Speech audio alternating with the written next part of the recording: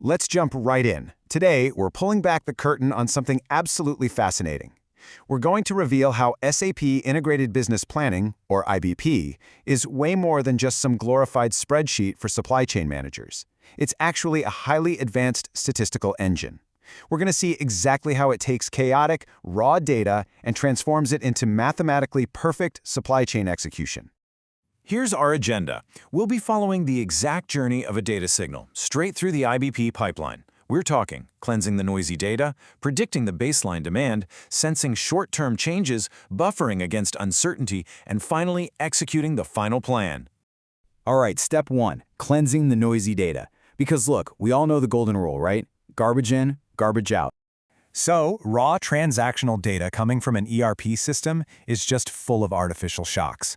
Things like panic buying, massive one-off promotions, or unprecedented plant shutdowns. Before we can actually predict anything, we literally have to wash that noise out of the signal. And IBP does this automatically. It uses descriptive statistics, specifically Z-score thresholds and the interquartile range, to hunt down those artificial demand spikes. If a data point exceeds a certain number of standard deviations from the mean, boom, the system flags it as an anomaly and replaces it with a smooth-moving average. But what's really interesting here is how IBP actually classifies different items based on their volatility.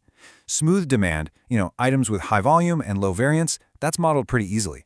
But what about lumpy or intermittent demand? Think of slow-moving enterprise machinery parts, where honestly months might go by with absolutely zero sales. A standard model would just drag your forecast right down to zero, but instead, IBP routes these specific items to specialized algorithms like the Croston method. This actually decouples the size of the demand from the time interval between the orders. It's incredibly smart. Moving right along to Section 2, predicting the baseline demand. This is where we generate that long-term horizon forecast. Okay, so our data is clean. Now we need to predict the future. For complex demand that has strong seasonality and autocorrelation, IBP uses robust extrapolative models, like the SARMX formula. But pay attention to that X at the end of SARMX. That's the magic letter. It stands for exogenous variables. This is what allows the model to factor in real-world external drivers. So instead of just blindly looking at past sales, the algorithm translates real-world things, upcoming price changes, marketing spend, or even macroeconomic GDP indices directly into the forecast model. But let's be real. Sometimes the world doesn't play by linear rules. When you're dealing with highly nonlinear interactions, say a sudden weather shift mixing with a localized marketing promotion, plus the cannibalization from a new product launch, the engine relies on machine learning algorithms. Specifically, IBP uses XGBoost to build predictive gradient-boosted decision trees.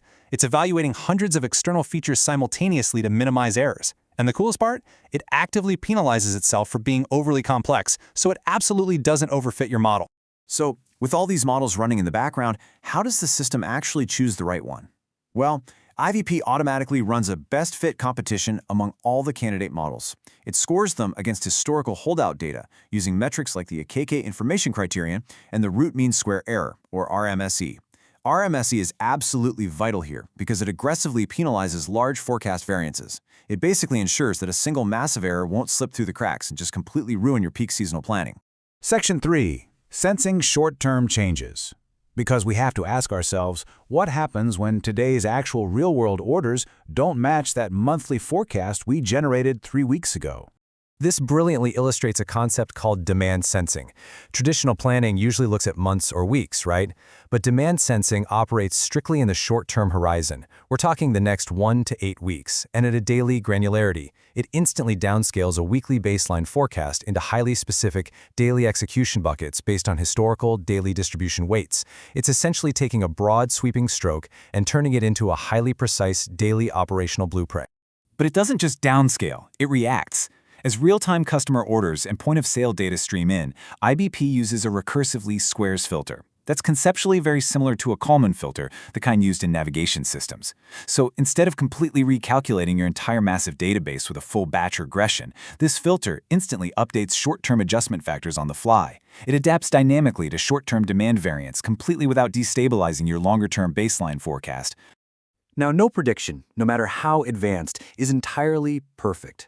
Which brings us to Section 4, buffering against uncertainty. Let's talk about safety stock. It exists purely to manage stochastic uncertainty. That's just a mathematical reality that demand and lead times are probability distributions, not fixed numbers. So here's the crucial point. Buffering inventory independently at every single warehouse is a really terrible idea. Why? Because it creates the catastrophic bullwhip effect across your network. That's where a tiny little change in customer demand down here causes massive, chaotic swings in manufacturing way upstream. To prevent all that chaos, IBP utilizes multi-echelon inventory optimization. This approach literally uses the law of total variance to model the interdependence of lead times across your entire network graph. It treats demand and replenishment lead times as independent random variables. By calculating the variance of demand during lead time across multiple interconnected tiers, the optimizer figures out exactly where to place your buffer stock. For instance, it might realize that, hey, holding just a little more raw material at a central factory dramatically reduces the need for expensive finished goods at dozens of downstream regional warehouses, and that completely minimizes your network-wide holding costs. And how does the actual business strategy tie into all this math? Well, if your leadership demands a 95% cycle service level, the IBP engine directly translates that business goal into a z-score of exactly 1.645. It's basically using the inverse cumulative normal distribution to determine the exact mathematical probability of not stocking out during a replenishment cycle. Honestly, it is just pure applied probability. Section 5. Executing the final plan. We've cleansed the noise, predicted the future, sensed reality, and buffered against the unknown. Now it's time to build the mathematically perfect supply schedule. The IBP Supply Optimizer takes all of these unconstrained targets we just talked about and executes a massive mixed integer linear program. Now, don't let the term scare you. That is really just operations research jargon for a powerful algorithm that solves an objective function. Specifically, it seeks to minimize your total costs. It balances production, holding, shortage, and transport costs, all while seamlessly juggling every single physical limitation your supply chain actually has in the real world. What makes this so incredibly computationally intense is that it simultaneously calculates global trade-offs across millions of operational constraints. It looks at flow conservation, making sure mass perfectly balances out at every single node. It looks at resource capacities like machine limits and labor hours, plus discrete minimum lot sizes. It processes all of this at lightning speed in SAP HANA to decide purely mathematically if it is cheaper to pay for factory overtime today, pay for emergency air freight tomorrow, or just bite the bullet and accept the financial penalty of a stockout. When you map these theoretical statistical concepts directly to practical supply chain problems, the underlying architecture becomes crystal clear. Whether it's using z-scores for inventory, autocorrelation for those crazy holiday peaks, or linear programming to figure out air freight trade-offs, SAP IBP is absolutely not just a digital filing cabinet. It is an incredibly powerful statistical data pipeline actively solving highly complex physical problems. Which leaves us with a fascinating and honestly, maybe a slightly uncomfortable question to consider. If supply chain execution is truly just applied statistics governed by stochastic probability, are your current inventory crises just math problems you haven't given your system the chance to solve yet?